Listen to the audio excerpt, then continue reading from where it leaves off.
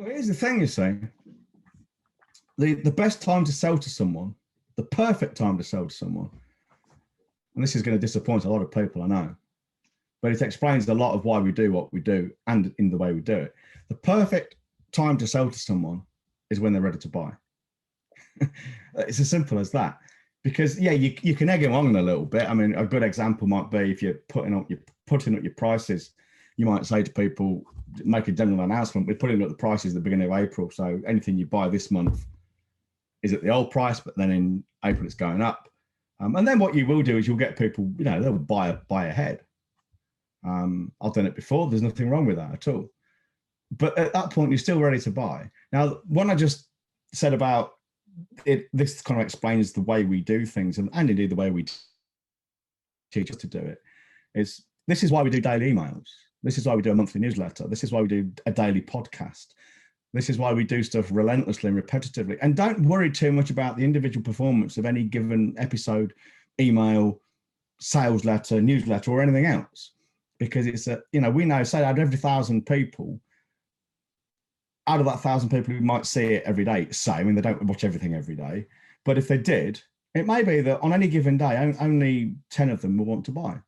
But it will be a different 10 every day. So we have to get in front of all 1,000 of them every single day. So the morning, Fred wakes up in the morning and he thinks, fuck, another long week on the building site. I'm going to do something about this week. I've got to do it this week because otherwise it's going to kill me. Well, just found out the wife's pregnant again. So 9 months, I've got to get this fixed in the next 9 months because then the baby's coming and I want to be at home by 5 o'clock every day. On that day, the person who's been in his inbox every day for the last 5 years with a fucking relentless message on marketing, he's the guy who'll get the business. Now, I remember my last event I did in November 2017 was the attitude adjustment. I think it was one of my best events. Everyone who went to it was my best event, and it was woefully unsubscribed because it's not sexy. It's not social media marketing or TikTok or anything else. One of the guys who turned up paid me $2,000 for a ticket. I think it was a $2,000 event. He came along. He'd bought from me once in, at the time, 4 years. And he'd paid 20 quid for a book. He'd been on my list, he'd been reading my emails most days, and he hadn't bought anything until that day he woke up and thought, fuck, this is just what I need. And he came along. Well, that's how it works, You'll get people pop up and buy things from you when they are ready to buy. Vegard, remember Vegard? Yeah.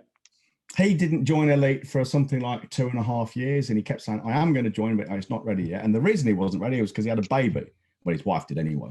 His wife had a baby, and he says, I don't want to leave her with a young baby at home while I come to the UK Ireland for effectively a week's traveling.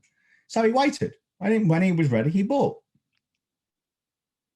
So people are ready to buy when they're ready to buy. So going back to what I said a minute ago, these complete fucking douchebag cockwombles who say, oh, you can write copy that compels people to buy, forces them to put their hand in their pocket to pay. It's this bullshit. They are lying scumbags. They really are.